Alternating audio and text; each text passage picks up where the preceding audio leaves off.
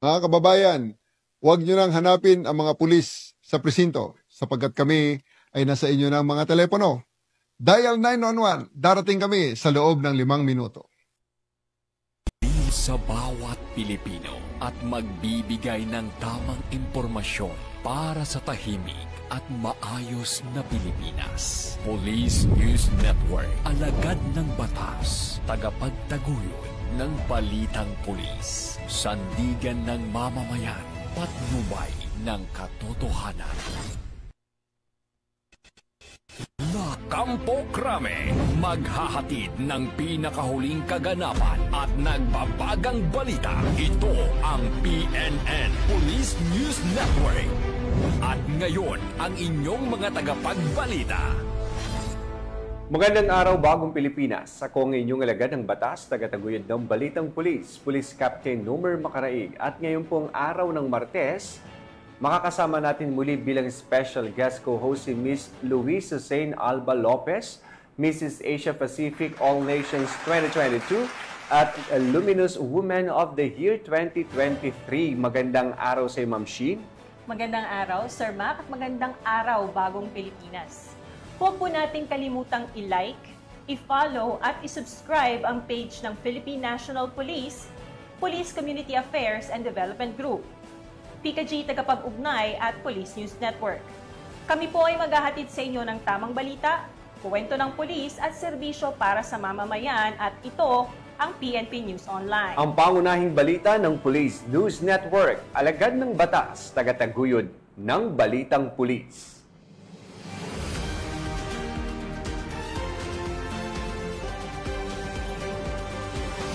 Ito ang mga balitang dapat nyong abangan. Tinatayang 6.8 na milyong pisong halaga ng tanim na marijuana sinira sa Kalinga Province. Most wanted person sa Pangasinan, arestado sa kasong 7 counts of statutory rape. At 3 lalaki kalaboso sa pagsusugal at iligal na droga.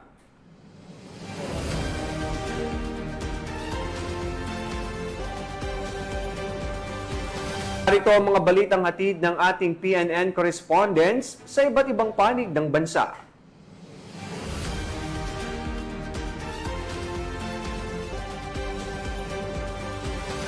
Simulan natin ang balita mula sa bahagi ng Luzon.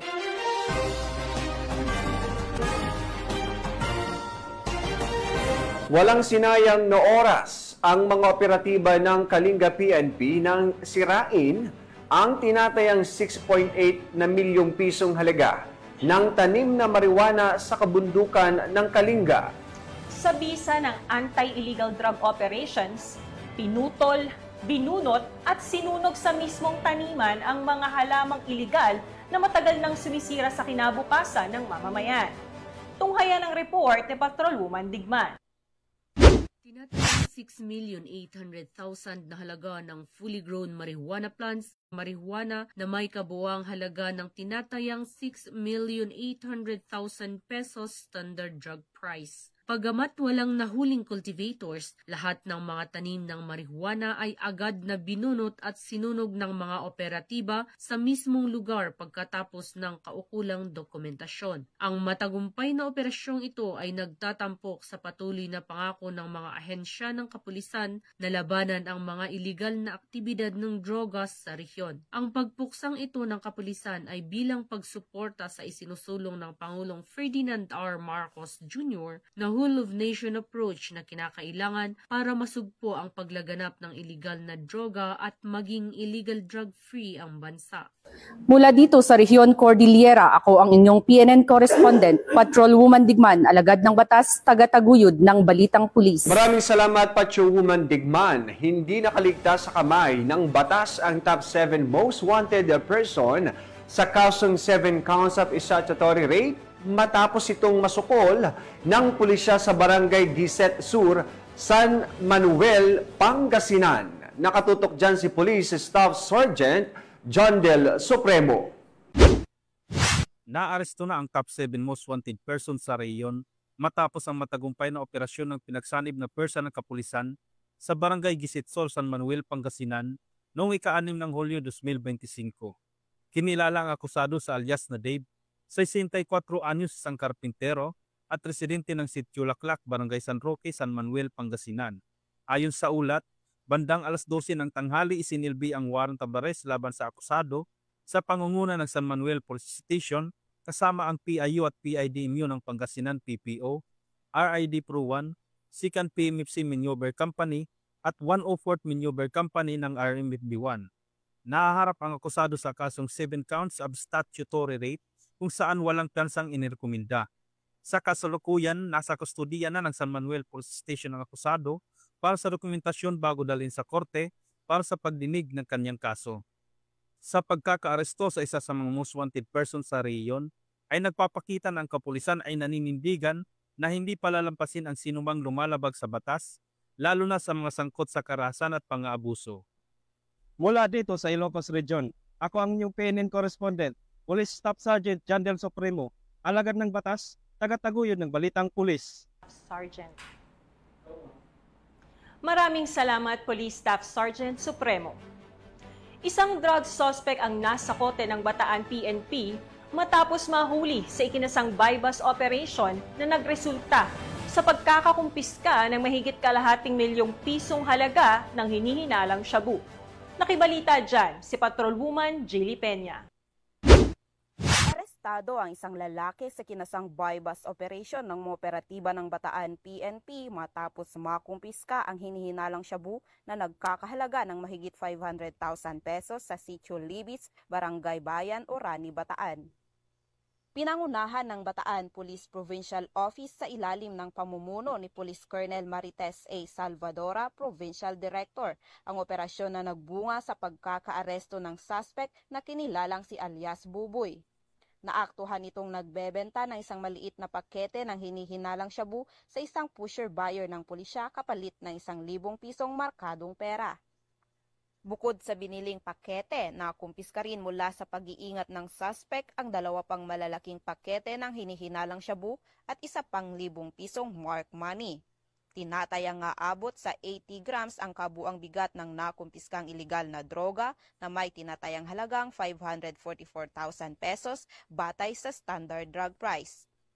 Isinagawa sa mismong lugar ng operasyon ang inventory at pagmamarka ng mga ebidensya.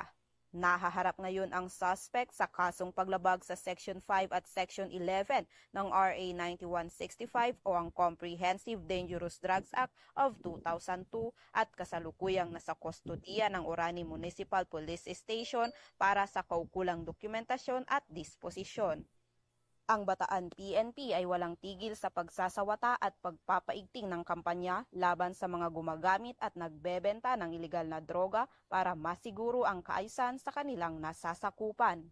Hinihikayat din ng pulisya ang publiko na makipagtulungan sa mga otoridad sa pamamagitan ng agarang pag-uulat ng kahina-hinalang aktibidad upang mapabilis ang pagsugpo sa krimen sa lalawigan. Mula dito sa Police Regional Office 3, ako ang inyong PNN Correspondent, Patrolwoman Jilly Advincula Peña, alagad ng batas, tagataguyod ng Balitang Pulis. Maraming salamat, Patrolwoman Peña. Kulungan ang naging hantungan ng isang babae matapos mahuli sa bisa ng isang buy-bust operation ng PNP at ng Philippine Drug Enforcement Agency sa Occidental Mindoro. Yan ang tinutukan ni Patrolwoman Desiree Padilla. Kalaboso ang isang babaeng drug suspect sa kinasang buy-bust operation ng mga operatiba ng PDEA Occidental Mindoro Provincial Office sa Barangay Santo Niño sa Blayan Occidental Mindoro nito lamang ika-7 ng Hulyo taong kasalukuyan. Sinagawa ang operasyon katuwang ang mga tauhan ng PNP SAF, OMPPO PDEU at sa Blayan Municipal Police Station na nagresulta sa pagkaaresto ng naturang suspect. Kinilala ito sa alias na Bria, 30 taong gulang, walang trabaho at residente ng nabanggit na barangay. Ayon sa ulat, nabilhan ng suspect ng isang pakete ng hinihinalang shabu ng isang pusher buyer. Sa sinagawang body search, nakumpiska ang kabuuang 50.15 gramo ng hinihinalang shabu na may tinatayang halaga na 341,000 pesos, kasama ang drug paraphernalia at mark money na ginamit sa operasyon. Sa ngayon ay nasa kustodiya na ng sablayan ng PIAS ang suspect para sa tamang disposisyon at paghahanda ng kaukulang kaso sa paglabag sa Republic Act 9165 o ang Comprehensive Dangerous Drugs Act of 2002. Ang sinagawang operasyon ay bahagi ng pinaigting na kampanya kontra ilegal na droga sa Occidental Mindoro at patunay ng pagtutulungan at dedikasyon ng kapulisan, PIDEA at komunidad upang panatilihan ang kaayusan at kapayapaan sa lalawigan. Mula dito sa Home of the Police Eco Warriors, Calapan City, Oriental Mindoro, ako ang inyong PNN correspondent, Patrolwoman Desiree Padilla, alagad ng batas, tagataguyod ng Balitang Pulis. Maraming salamat, Patrolwoman Padilla.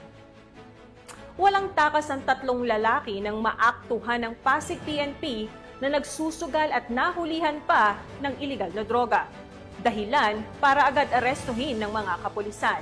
Ang report mula kay Patrolwoman Verna Gundran. Arestado ang 3 lalaki ng mga operatiba ng Pasig City Police Station matapos mahuling aktong nagsusugal ng Cara-E Cruz at isa sa kanila ay nahulihan din ng hinihinalang shabu sa isinagawang anti-criminality operation noong June 5, 2025 sa Barangay Bornay Street, Barangay Kalawaan, Pasig City. Kinilala ang mga suspect na sina alias Marcelo, 19 anyos, residente ng Barangay Bambang, alias Ralph, 33 anyos, residente ng Barangay Kalawaan, at alias Christopher, 43 anyos, residente ng Barangay San Joaquin, pawang mga residente ng Pasig City. Naaktuhan ang grupo ng mga suspect habang nagsusugal gamit ang 3 piraso ng piso bilang flippers at may nakuhang perang taya na 390 pesos. Nakumpiska rin mula kina Ralph at Christopher ang 2 heat seal sachet ng hinihinalang shabu na may kabuuang bigat na 0.5 gramo at tinatayang nagkakahalaga ng 3,400 pesos. Agad dinala ang mga suspect sa EPD Forensic Unit sa Barangay Mauay, Mandaluyong para sa drug test at pagsusuri ng ebidensya. Mahaharap ang mga suspect sa kasong paglabag sa Presidential Decree 1602 at Section 11 Article 2 ng RA 9165 o Comprehensive Dangerous Drugs Act of 2002. Mula dito sa Camp Bagong Diwa, Bicutan, Taguig City, ako po ang inyong PNN correspondent, Patrolwoman Verna Gundran, alagad ng batas, tagataguyod ng Balitang Pulis. Maraming salamat, Patrolwoman Gundran. Di lang sa operasyon, pati sa palakasan, all out ang suporta ng PNP Women and Children Protection Center sa isinagawang DOJ Interagency Council Against Trafficking Sports Festival 2025 na ginanap sa Rizal Sports Complex at Ninoy Aquino Stadium, Manila. Layunin nitong itaguyod ang laban ng pamahalaan kontra human trafficking. Patrolwoman Sana Rose Luna sa report. Nakita ang mga piling tauhan ng Women and Children Protection Center o WCPC bilang kinatawa ng Philippine National Police sa idinaos na kauna-unahang DOJ Interagency Council Against Trafficking o IACAT Sports Festival 2025 na may temang Iisang Nasyon, Iisang Aksyon, Tapusin ang Human Trafficking ngayon. Ito ay ginanap sa Rizal Sports Complex at Ninoy Aquino Stadium, Manila mula July 1 hanggang July 4 nitong taon na nilahukan ng iba't ibang miyembro ng IACAT upang paigtingin ang ugnayan at koordinasyon ng mga ahensya laban sa human trafficking sa pamamagitan ng paligsahan at pagsasama-sama sa larangan ng sports. Sa pamumuno ni Police Brigadier General Portia B. Manalad, hepe ng WCPC, ay ipinamalas ang tapang at galing ng mga kapulisan kasama ang mga manlalaro mula sa ibang unit ng PNP sa pamamagitan ng disiplina at pagkakaisa na naging susi sa pagkamit ng kampyonato nito sa larong basketball. Samantala, hindi rin nagpahuli ang WCPC Mixed Volleyball Team na buong husay na nagpakitang gilas at nasungkit ang first runner-up sa nasabing laro. Sa kabila ng matitinding hamon sa court, sa bawat rally at set ay ipinamalas ng koponan ang matatag na kooperasyon, determinasyon at pagkakaisa. Ang paglahok ng PNP WCPC at ang ibang miyembro ng IACAT sa ganitong mga aktibidad ay hindi lamang nagsisilbing pagpapalakas ng pisikal na katawan ng mga kapulisan, kundi bilang pagpapatibay rin ng samahan, moral at koordinasyon sa mga kapwa nito ahensya.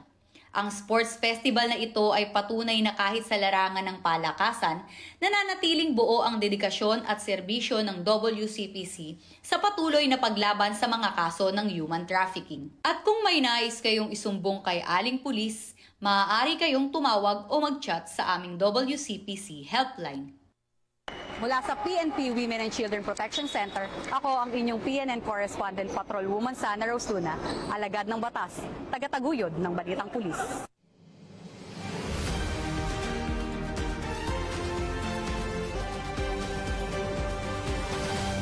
Tunghayan naman natin ang mga balita mula sa Visayas.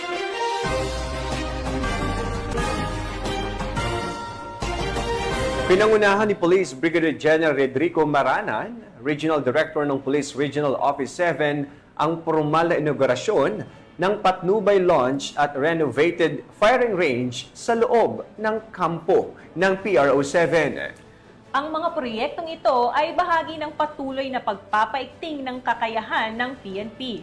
Hindi lang para sa kanilang tauhan, kundi para na rin sa mas mahusay na pagsiservisyo sa taong bayan. Ang report mula kay Patrolwoman Annalyn Canoo.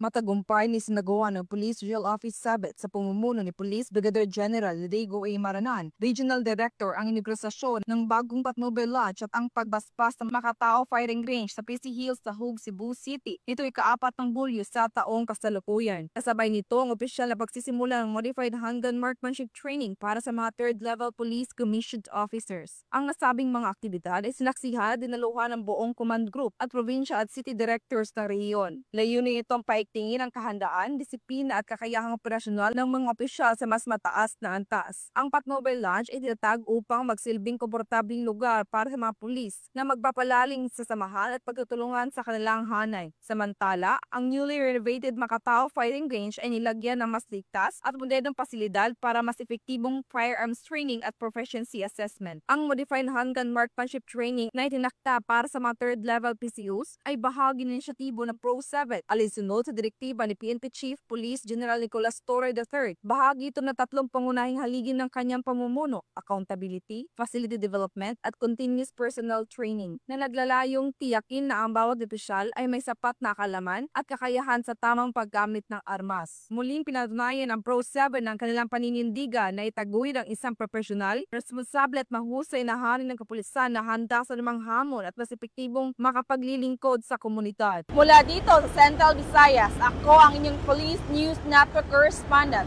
Patrolwoman Annalyn Canoo, alagad ng batas, tagataguyod ng Balitang Pulis. Maraming salamat, Patrolwoman Canoo.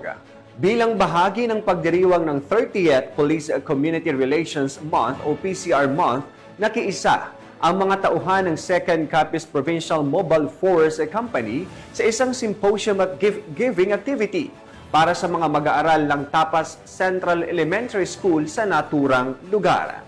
Yan ang balitang hatid ni Patrolwoman Charmaine Balunsa.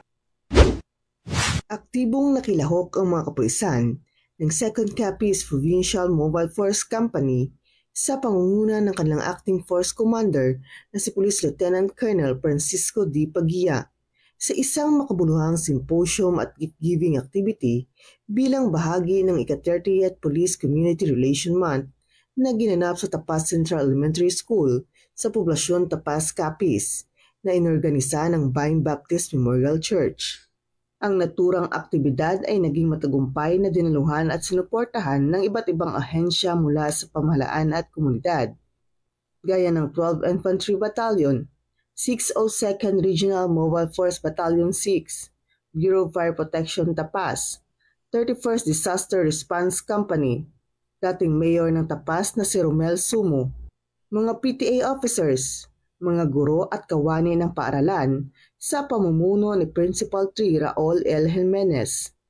Bukod sa pamamahagi ng mga regalo, nagkaroon din ng pagbabahagi ng kaalaman at mahalagang aral sa mga mag-aaral na nagpalalim ng kanilang kamalayan sa kahalagahan ng pagkakaisa, disiplina at pagkakaroon ng malasakit sa kapwa.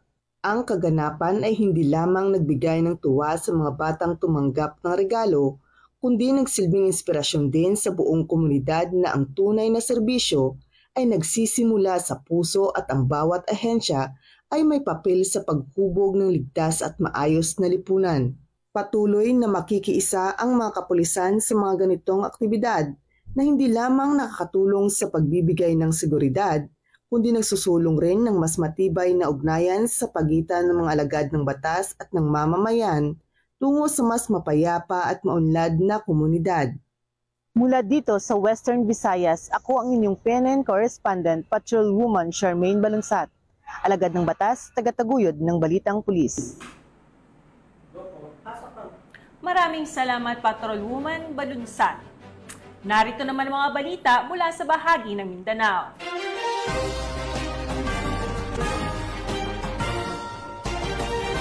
Isang high-value target sa kalakaran ng iligal na droga ang bumagsak sa kamay ng batas matapos ang matagumpay na buy-bust operation ng PNP sa Maguindanao del Norte. Sa operasyon, nasabat mula sa sospek ang tinatayang mahigit kalahating milyong pisong halaga ng hinihinalang shabu, isang tagumpay sa pinaigting na kampanya ng pamahalaan laban sa iligal na droga.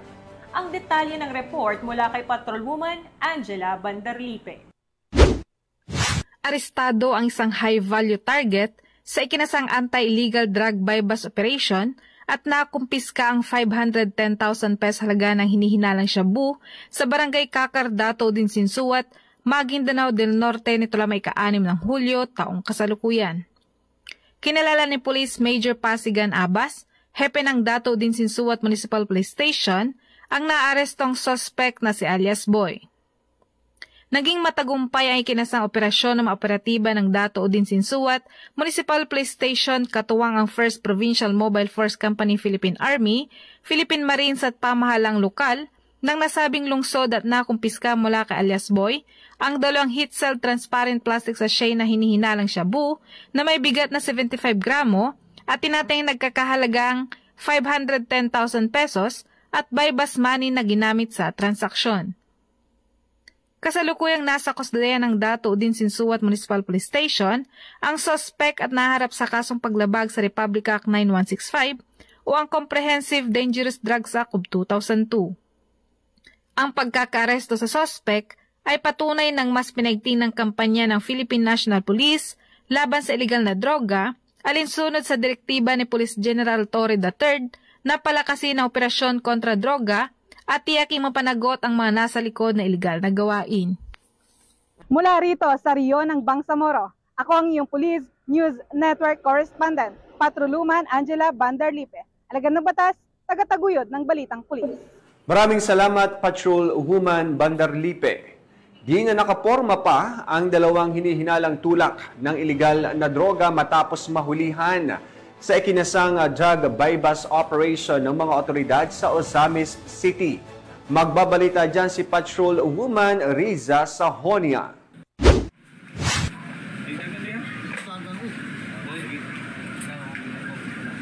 Tiklo ang 2 individual sa ikinasang buy-bust operation ng mga operatiba ng Ozamis City PNP sa barangay Dunya Consuelo, Ozamis City, Misamis Occidental.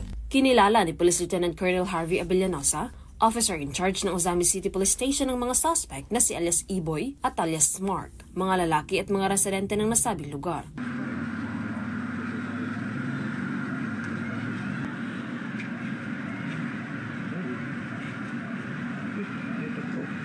Sa ikinasang drug buy-bust operation ng mga operatiba ng Ozamis City Police Station ay nasamsam ang mga pakete ng hinihinalang shabu at isang 500 peso bill na ginamit bilang buy-bust money at iba pang mga non-drug items.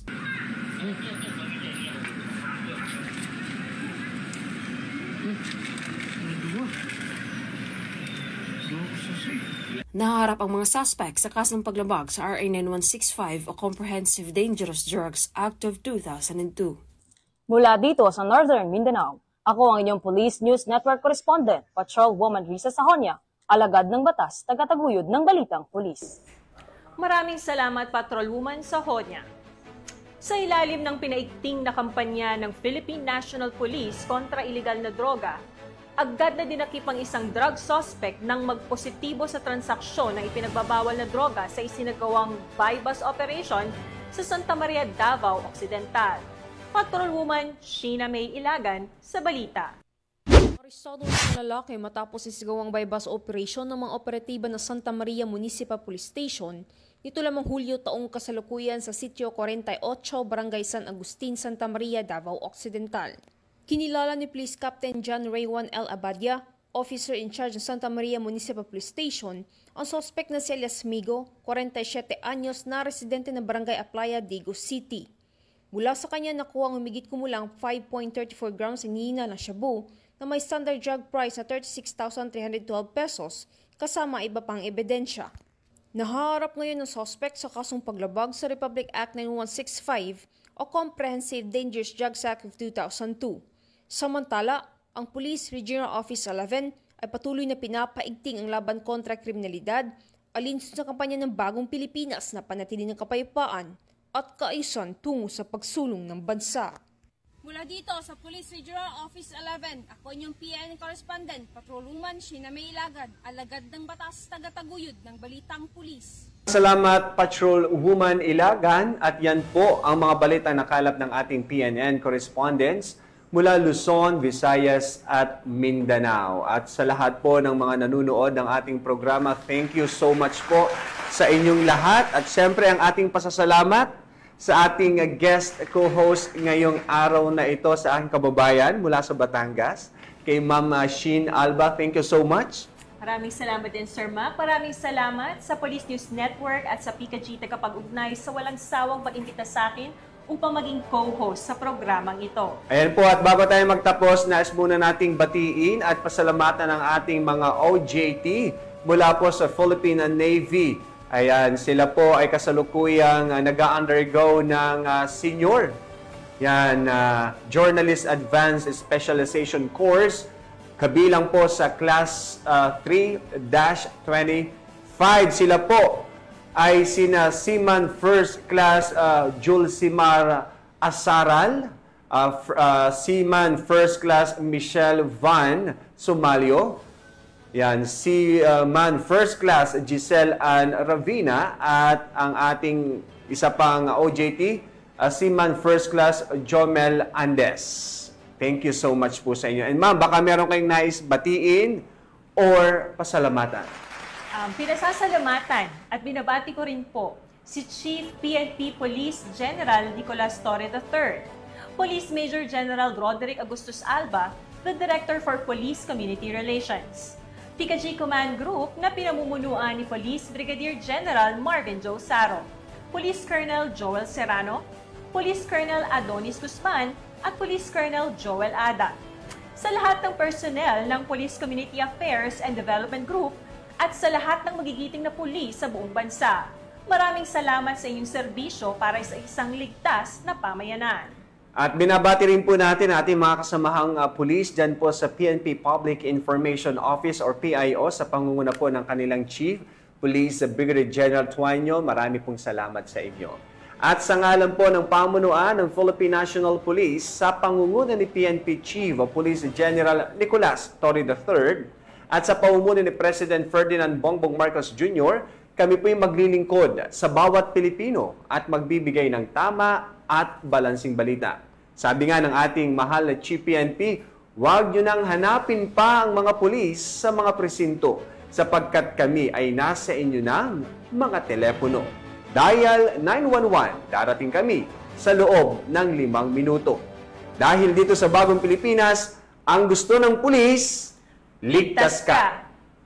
Mula dito sa tanggapan ng tagapag-ugnay ng pambansang pulisya, sa pamumuno ng aming direktor na si Police Brigadier General Marvin Joe Saro, kami po'y maglilingkod at ang inyong alagadang batas, tagataguyod ng Balitang Pulis. Ako po si Police Captain Nomer Macaraig. At ako naman po si Luis Suzanne Alba Lopez, ang inyong Mrs. Asia Pacific All Nations 2022 at Luminous Woman of the Year 2023. Maghahatid ang tamang balita, kwento ng pulis at serbisyo para sa mamamayan, at ito ang PNP News Online. Ang pangunahing balita ng Police News Network.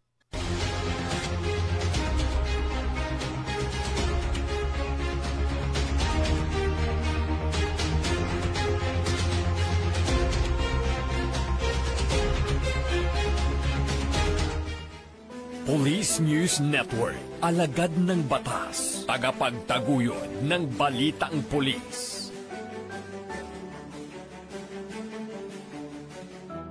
Mga kababayan, huwag nyo nang hanapin ang mga pulis sa presinto sapagkat kami ay nasa inyo ng mga telepono. Dial 911, darating kami sa loob ng 5 minuto.